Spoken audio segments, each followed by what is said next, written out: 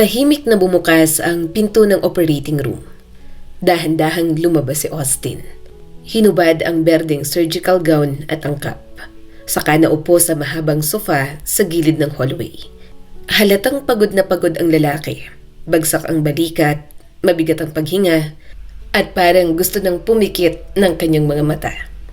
Salamat sa Diyos! Bulong niya sa sarili habang ipinikit sandali ang mga mata. Natapos din. Maayos ang operasyon. Masakit ang likod niya mula sa ilang oras na pagtayo. Parang nanginginig pa ang mga paa niya. Pero sa kabila ng matinding pagod, may ngiting bahagyang sumilip sa kanyang labi. Isa na naman ang nailigtas. Isa na namang buhay ang naipanalo. Habang nakaupo, kusa nang umiikot sa isip ni Austin ang schedule niya kinabukasan. Mga pasyenteng naka-line up, mga konsultasyong kailangang tutukan, at mga desisyong kailangang maging tama. Dahil isang maling hakbang lang, buhay ang kapalit. Biglang umilaw ang kanyang cellphone. Napangiti siya nang makita ang pangalan sa screen. Si Marian, ang kanyang asawa. Agad niya itong sinagot. Hello, love. Honey, okay ka lang ba? Natapos na ba kayo? Ang tagal mo na eh. Uuwi ka pa ba ng maaga o gabi na naman? Sabi ni Marian sa kabilang linya at may halong pag-aalala ang boses nito. Napangiti si Austin kahit pagod. Huwag kang mag-alala, mahal. Tapos na. Maayos ang lahat. Pauwi na ako, promise. Sigurado ka? Kumain ka na ba? Alam mo naman kapag ganyan ka kapagod, nakakalimutan mo ng sarili mo. Saglit na natawa si Austin. Ganun ba ako kahalata? Pero oo, kakain ako pag uwi. Huwag ka na mag-alala. Sige, mag-iingat ka sa pagmamaneho. Hinihintay ka namin. Hinihintay ka namin. Tumimo sa puso ni Austin ang mga salitang yon. Mahal na mahal ko kayo. Pagkababa ng tawag, tumayo na siya at nagmamadaling magpalit ng damit. Ilang minuto lang, nakalabas na siya ng ospital. Pag-apak niya sa labas, sinalubong siya ng malamig na hangin ng Pebrero. Huminga siya ng malalim. Parang nililinis ang pagod, stress at bigat ng buong araw. Ang swerte ko. May pamilya ako, may anak, may asawa at may trabahong may saysay. Si Austin ay isang leading surgeon sa isa sa pinaka-prestihiyosong ospital sa buong lungsod. Kilala ang pangalan niya, hindi lang sa husay, kundi sa malasakit. Isang buwan ang pila ng mga pasyenteng gustong magpakonsulta sa kanya. Pero sa kabila ng lahat ng papuri, pera at respeto, nanatili siyang simple. Hindi siya mayabang, hindi siya mapagmataas. Dahil mula pagkabata, malinaw na itinanim ng kanyang mga magulang sa kanyang puso ang isang aral na hindi niya kailanman kinalimutan. Naalala niya ang boses ng ama niya. Anak, tandaan mo to. Tratuhin mo ang lahat ng may lambing at pagmamahal, tao man o hayop. Sumunod naman ang tinig ng kanyang ina. Hindi mahalaga kung mayaman o mahirap ang taong nasa harap mo. Kapag kaya mong tumulong, tumulong ka ng walang kapalit. Lumaki si Austin sa isang tahanang puno ng respeto at katahimikan.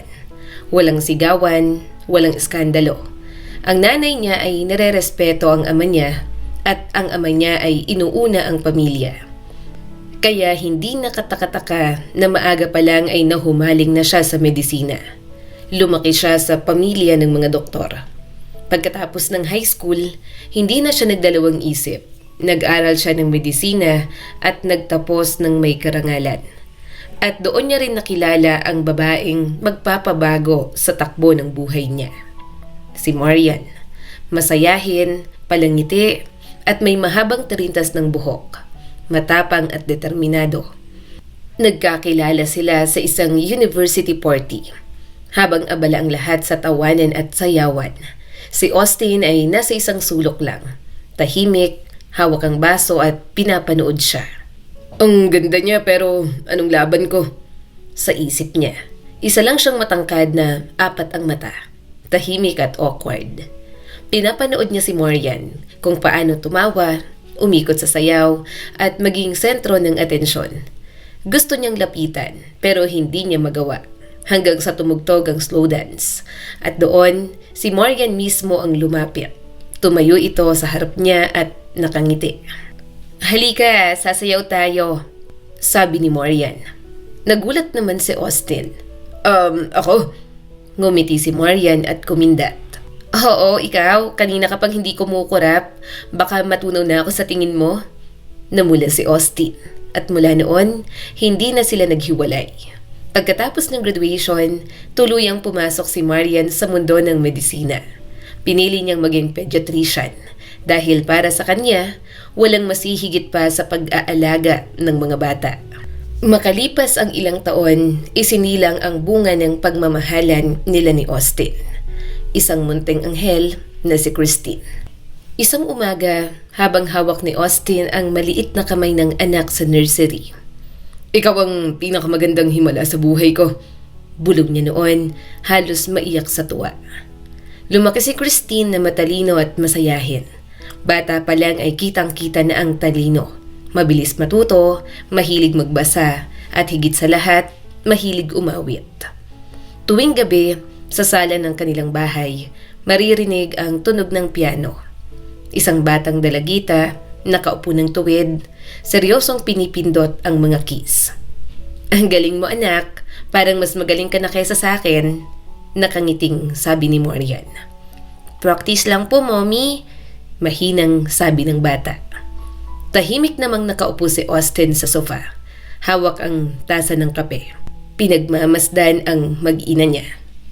"Ito na siguro ang pinakamalapit sa salitang perpekto," bulong niya sa sarili. Isang masayang pamilya, walang inggit, walang lihim.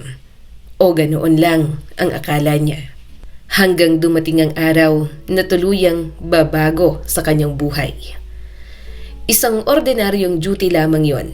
Pagod pero sanay na si Austin. Biglang bumukas ang pinto ng emergency room. "Incoming patient!" sigaw ng paramedic. Isang matandang lalaki, halos nasa 60 taong gulang, ang isinakay sa stretcher. Nanginginig ito sa sakit, nagdidiliryo ang mga mata at halos hindi na makapagsalita. Manipis at kupas ang suot niyang jacket.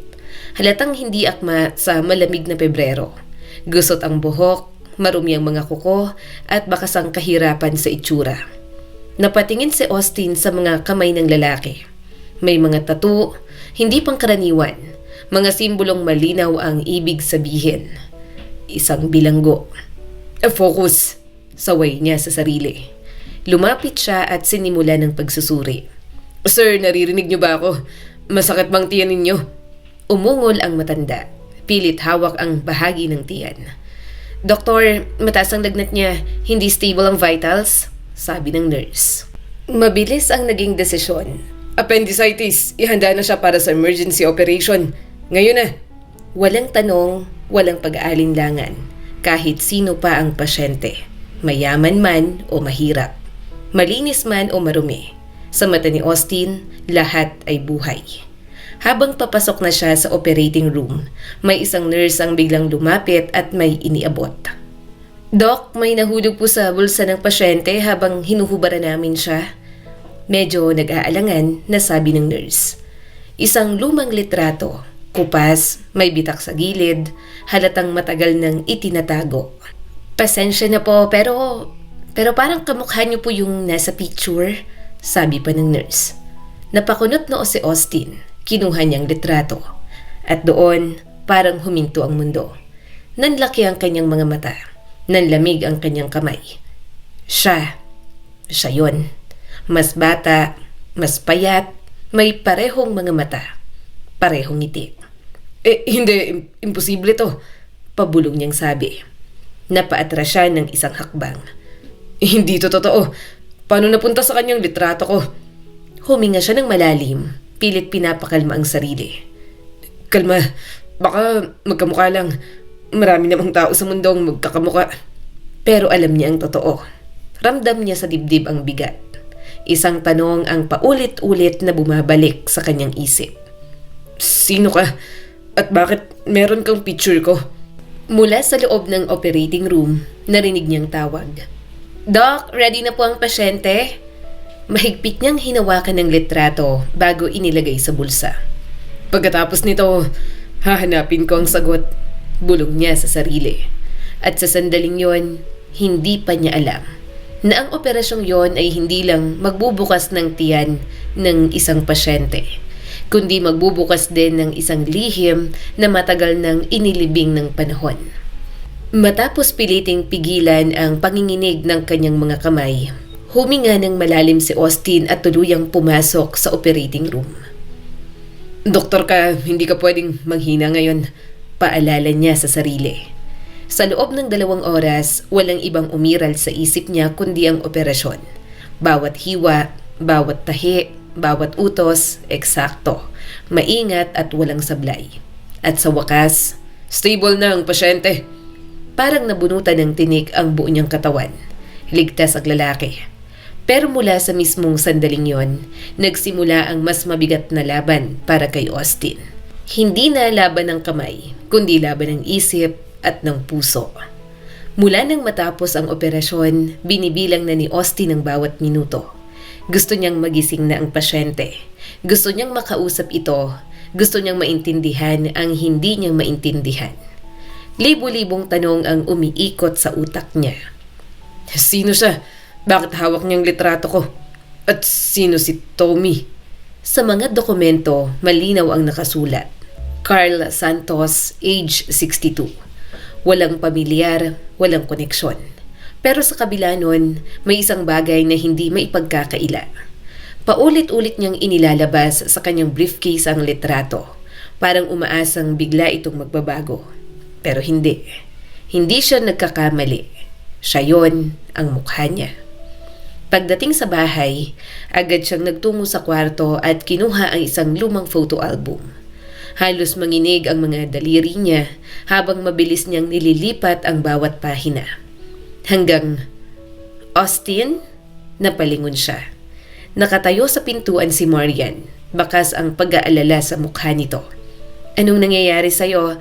Buong araw ka ng balisa. May problema ba sa ospital? Anong hinahanap mo dyan?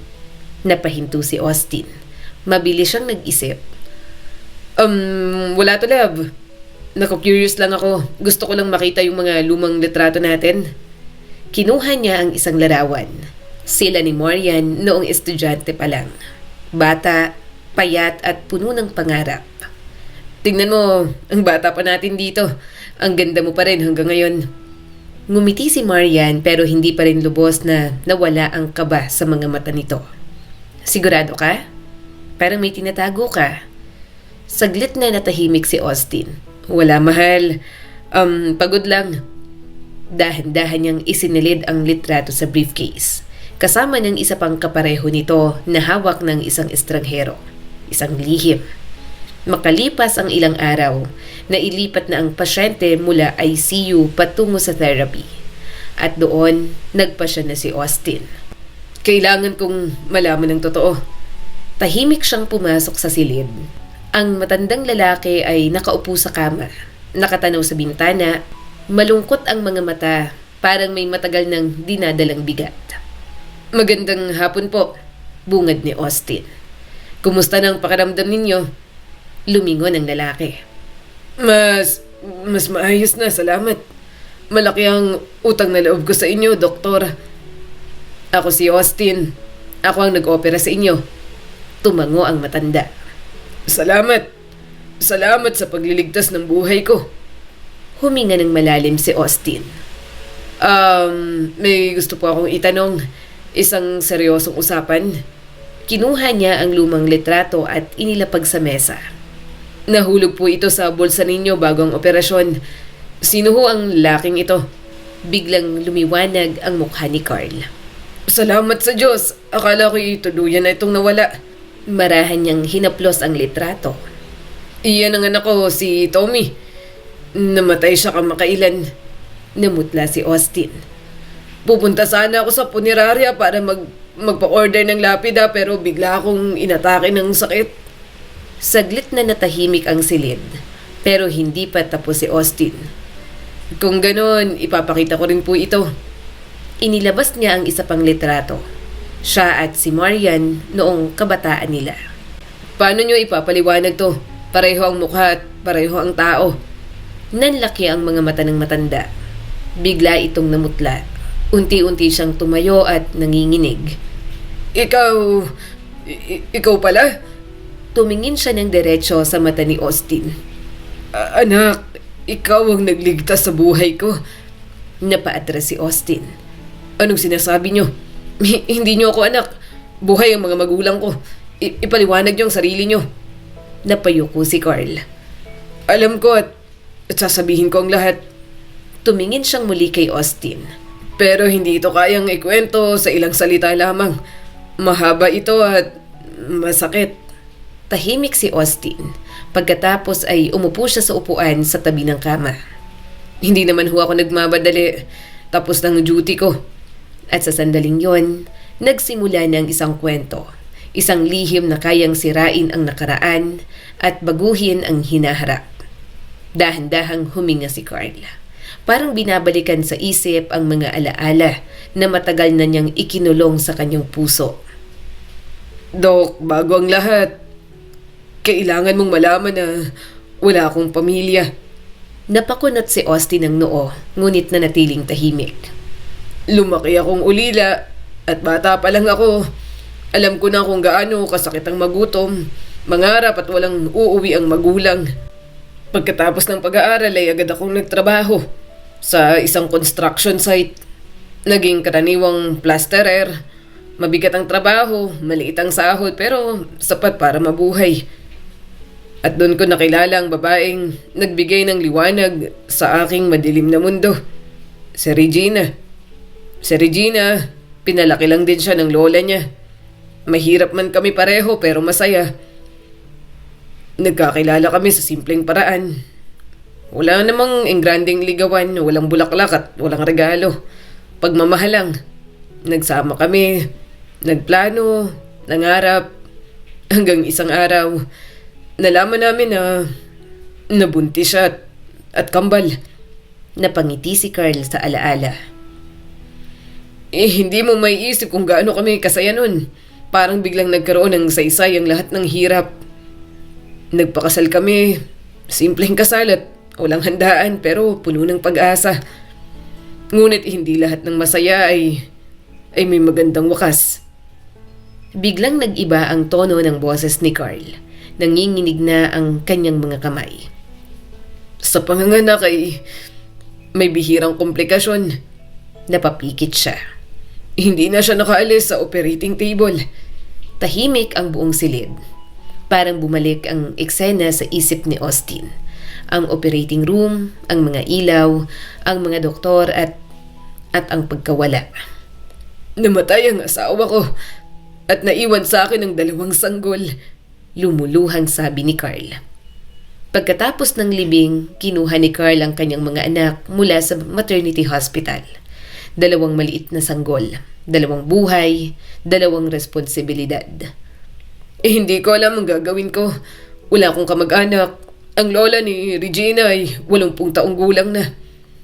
Halos mabaliw si Carl sa walang tigil na iyak ng mga sanggol noon. Walang tulog, walang pahinga, walang tulong. Dok, dumating ako sa punto na alam kong hindi ko kakayanin. Tahimik na nakikinig si Austin. Pakiramdam niya ay bumibigat sa kanyang dibdib. Ayoko namang dalhin sa ampunan. Alam ko ang impyernong yun at naranasan ko mismo. Doon niya narinig ang tungkol sa isang mayamang pamilya ng mga doktor na gustong mag-ampon ng sanggol. Tahimik, walang papeles na mag-uugnay, walang makakaalam. Noon, wala pang salitang surrogacy. Isa lang itong lihim na kasunduan. Kapit patalim ako, Dok. Parang lumulubog ako at yun lang ang straw na nakikita ko. Magandang pamilya, may kaya, may pangalan, may kinabukasan. Mas mabuti yun kaysa lumaki sa gutom at suntukan sa ampunan. At may kapalit na pera. Pera para buhayin ng isang batang maiiwan sa akin. Huminga ng malalim si Carl. Kambal sila pero magkaiba. Tumingin siya kay Austin. Si Tom, malakas, matibay at tahimik. Napayuko siya. Ikaw, Payat, mahina, walang tigil ang iyak at ayaw kumain. Parang may humiwang kutsilyo sa dibdib ni Austin. Alam kong hindi kita kayang buhayin, hindi kita kayang iligtas. Kaya naman gumawa siya ng desisyon na sisira sa kanya habang buhay. Ipinamigay niya si Austin. Nangako akong hindi kita hahanapin, hindi magtatanong at kakalimutan na lang na may anak akong ganun. Binigyan ako ng peking dokumento na iisa lang ang anak ng asawa ko at isang malaking halaga ng pera.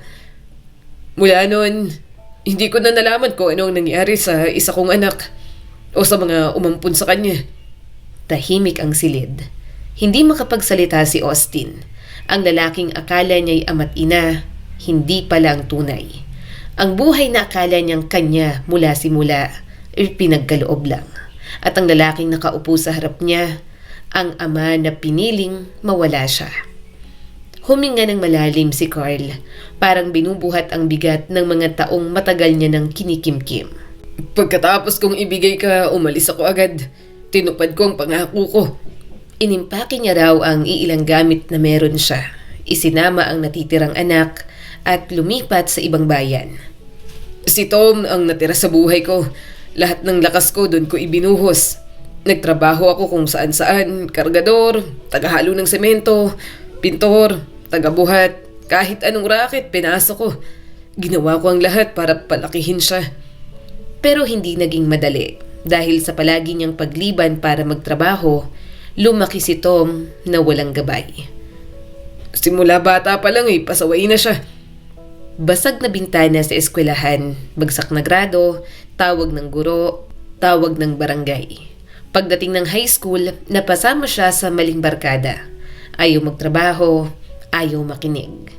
Hanggang sa isang araw, nagnakaw sila ng motorsiklo. Mabigat ang kaso. Mahabang kulong ang kaharap ni Tom.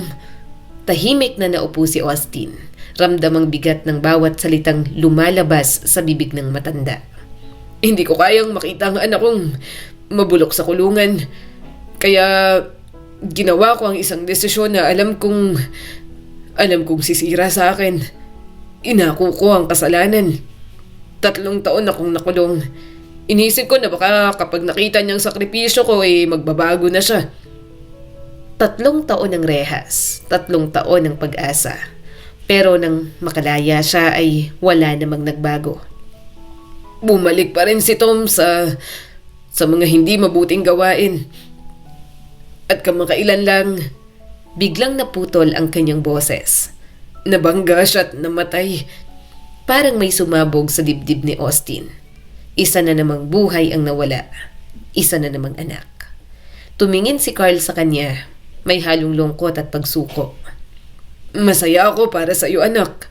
Napakunot ang noo ni Austin. Matalino ka, mabuti kang tao at nagliligtas ka ng buhay. Huminga siya ng malalim. Siguro ganito talaga ang tadhana. Siguro mas mabuti na rin ang nangyari. Tumahimik ang silid.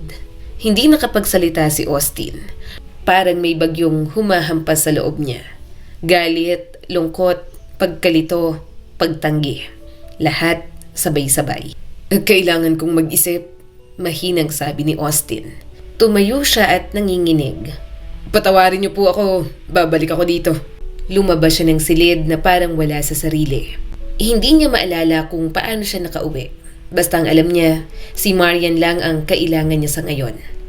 Pagpasok sa bahay, agad siyang bumuhos ng salita. Alam mo ba yon? Buong buhay ko isang kasinungalingan. Nanginginig na bungad ni Austin. Nanlaki ang mga mata ni Marian. Bakit walang nagsabi sa akin? Bakit tinago ng mga magulang ko? Naglalakad siya pabalik-balik. Kaya pala hindi ako kamukha ng kahit sino sa kanila. Kaya pala sinasabi nilang kamukha ko raw ang lolo ko. Napatawa siya pero puno ng pait. Anong klaseng biro yun? Humigpit ang kamao ni Austin. At yung si Carl Santos, ano siya? Ibinenta niya ako. Nakalimutan niya ako buong buhay ko. Mas tumaas ang boses niya, mas tumitindi ang galit. Tahimik lang si Marian. Lumapit siya sa aparador, kumuha ng bote ng konyak at maingat na nagsalin sa maliit na baso at iniabot kay Austin. Ganito na lang muna, mahal. Nagulat si Austin. Lahat ng sinabi mo, galit, sakit, ipinatong niya ang kamay sa balikat ng asawa. Inumin mo yan, maligo ka ng maligamgam, tapos matulog ka. Tumingin siya ng diretso sa mga mata ni Austin.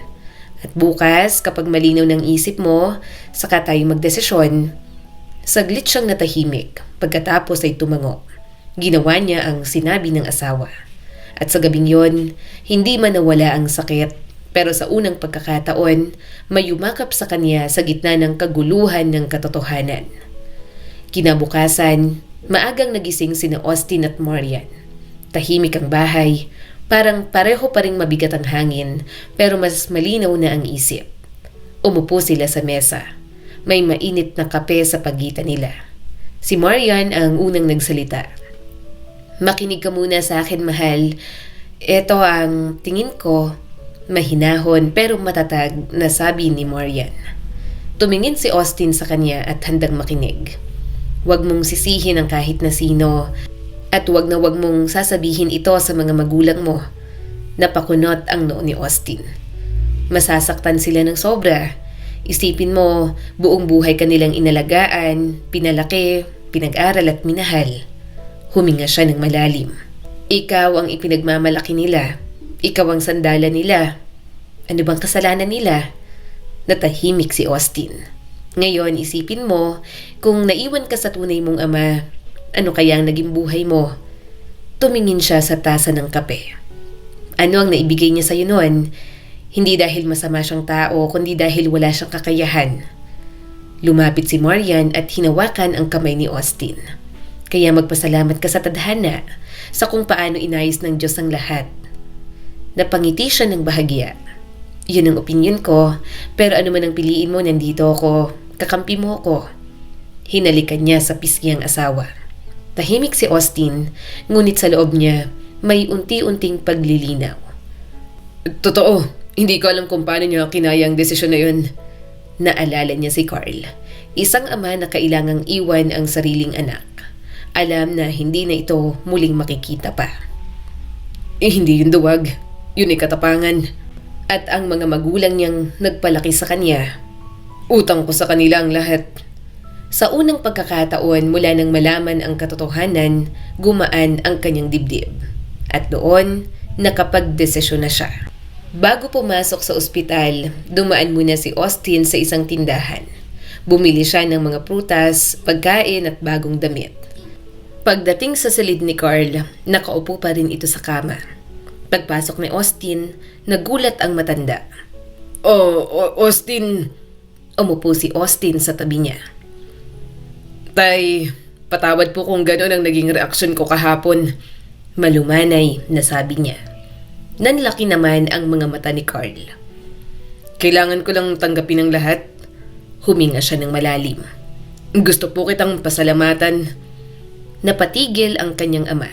Kahit hindi mo ako pinalaki, kung wala ka tang nanay ko, hindi ako mabubuhay. Napaluha ang matanda. Hindi ako galit sa'yo. Hindi ako nagtatampo. Tumayo si Austin at niyakap si Carl ng mahigpit. Hayaan niyo akong yakapin kayo, tay. Tuluyan ang napaiyak ang matanda. Hindi ko inakala na mangyayari ito. Mahigpit ang yakap nila. Parang dalawang pusong matagal nang naghahanap ng kapatawaran. Pagkalas ng yakap, ngumiti si Austin. Hindi ka nag-iisa. Nanlaki ang mga mata ni Carl. Pagkalabas mo rito, ipapakilala kita sa asawa ko at sa anak ko. Napayuko ang matanda at tuluyan ang umiyak. May pamilya ka na ulit, tay. Pero gusto kong malinaw, hindi ko iiwan ang mga magulang ko na nagpalaki sa akin. Mahal ko sila at magulang ko rin sila. Tumango si Carl. Naiintindihan ko, anak. Huminga siya ng malalim. At handa akong lumuhod at magpasalamat sa kanila dahil pinalaki nila ang isang napakabuting tao. Muling umiyak ang matanda at sa silid na yon, hindi dugo ang nagbuklod sa kanila, kundi pagpapatawad, pasasalamat at pagmamahal. Pagkatapos ma-discharge ni Carl Santos mula sa ospital, hindi na nagpatumpik-tumpik si Austin. Ang una nilang pinuntahan ay ang sementeryo. Magkasabay silang nag-order ng maayos at disenteng lapida para kay Tom at kay Regina.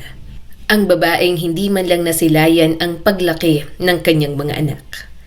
Tahimik si Austin habang pinapahid ang marmol. Hindi ko kayo nakalimutan, bulong niya sa hangin. May nagmamahal pa rin sa inyo. Tahimik namang tumango si Carl at nangingilid ang luha. Makalipas ang ilang linggo, nagpa siya si Austin na handa na siyang dalhin si Carl sa kanyang tahanan. Pagpasok ng matanda sa bahay, halatang kabado ito. Maingat ang galaw at halos hindi makatingin sa paligid. Ngunit agad kumilo si Marian. Parang matagal na niyang hinihintay ang sandaling yon. Mr. Santos, pasok po kayo. Huwag po kayong mahiya. Lumapit siya sa anak. Christine, halika nga. May ipapakilala kami. Lumapit ang bata. May halong kuryosidad sa mga mata. Etong lolo mo, si Lolo Carl, nakangiting sabi ni Marian. Napatingin si Christine kay Carl, saka sa kanyang ina. Mommy, di ba dalawa ng lolo ko? Napatawa naman si Marian. Maswerte ka nga eh. Ang mga kaibigan mo, isa o dalawa lang ang lolo. Ikaw, 3. Natawa ang lahat. Siguradong maiinggit sila sa'yo. Napangiti si Christine. Lolo, gusto mo po ba tugtugan ko kayo ng piano? Marami po akong alam na piyesa.